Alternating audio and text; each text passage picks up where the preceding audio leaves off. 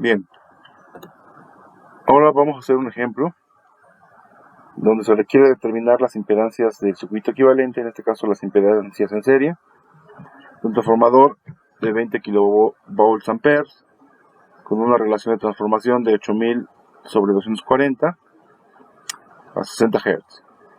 Anteriormente la prueba se realizaba tanto la de cortocircuito como la de circuito abierto en el lado del primario.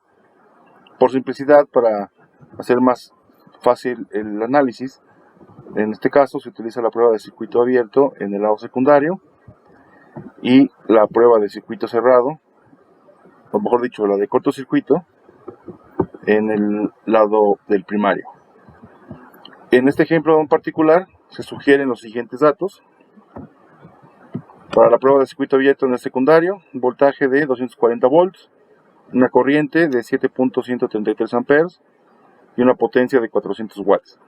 Para el caso de la prueba de cortocircuito en el primario, se utiliza un voltaje de 489 volts, una corriente de 2.5 amperes y una potencia de 240 watts. Entonces lo que se requiere precisamente es encontrar las impedancias del circuito equivalente referido al lado primario, es muy importante mencionar esa parte, y su circuito correspondiente. En este caso lo que se está sugiriendo encontrar es este circuito, en donde tenemos que encontrar las impedancias del circuito equivalente y el circuito, para lo cual necesitamos encontrar obviamente la resistencia de las pérdidas por histéresis y la de la corriente de magnetización del lado primario. ¿De acuerdo? Entonces, lo primero que tenemos que hacer de acuerdo a lo que se sugiere, es que la relación de transformación del transformador es de 8000 sobre 240, lo que nos da un valor de 33.3333. Posteriormente, lo que estamos buscando es el factor de potencia. Este factor de potencia es igual al coseno del ángulo. Esto es igual a la potencia sobre el voltaje por la corriente. Sustituyendo valores, los valores correspondientes, tenemos esta ecuación.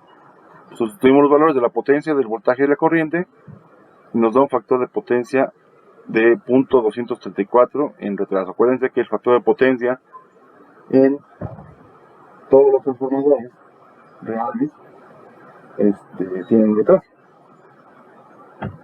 por lo que la admitancia de excitación tiene un ángulo negativo, tomando en cuenta que la corriente está desfasada con respecto del voltaje. Esto es la corriente sobre el voltaje por el ángulo, en este caso negativo, que es el inverso del coseno del factor de potencia.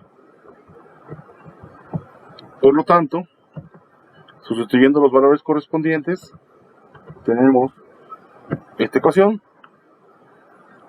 con este resultado.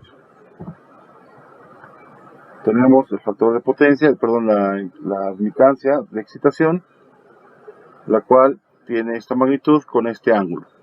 Son 0.0297 con un ángulo de menos 76.5 grados. En este caso, este valor de la admitancia siempre es en Siemens. Ahora, de acuerdo a la ecuación previamente dada, tenemos que pasar de la forma polar a la forma binómica.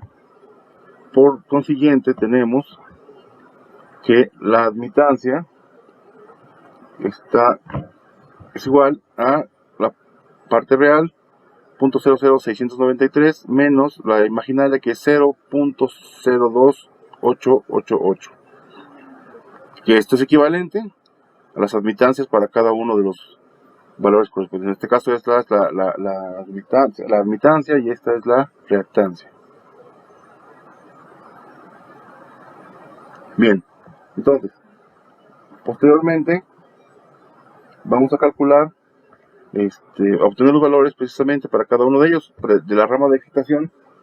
En el caso de como estamos refiriéndonos a la parte del secundario, que es la parte de bajo voltaje, tenemos que Rn o la resistencia de pérdidas por histéresis es igual a 144 ohms y la reactancia es igual a 34.63 ohms. En el secundario es importante tomar en cuenta esto, porque posteriormente vamos a necesitar referir estas al primario, para lo cual se hace un proceso posterior. Ahora vamos a la parte de la prueba de cortocircuito. En este caso hay que calcular el factor de potencia, el cual se define por esta ecuación.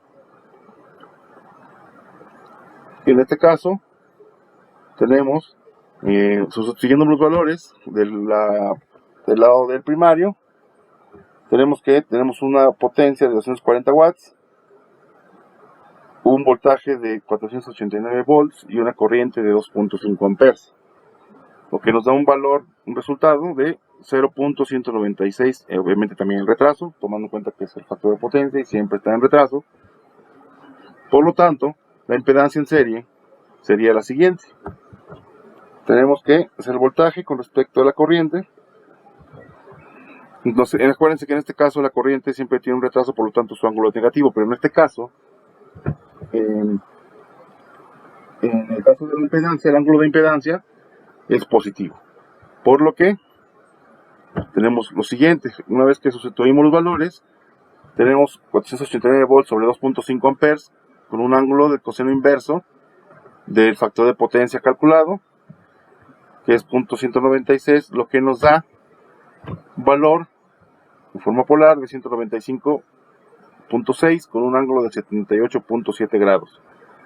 Esto es igual, pasándolo a la forma binómica, de 38.4 más 192 ohms. Que esto es obviamente, de acuerdo a la ecuación anteriormente dada, a la impedancia en serie, es la resistencia equivalente más la reactancia equivalente. Bien, entonces, lo que sigue ahorita es calcular precisamente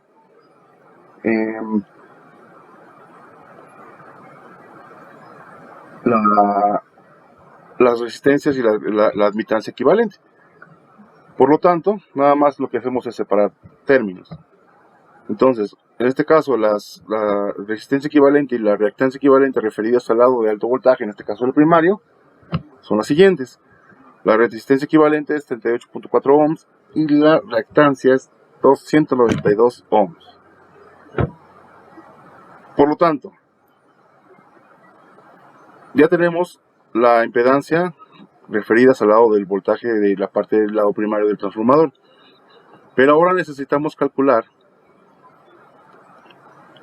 la resistencia de pérdidas por histéresis y la de la corriente y la reactancia de la corriente de magnetización.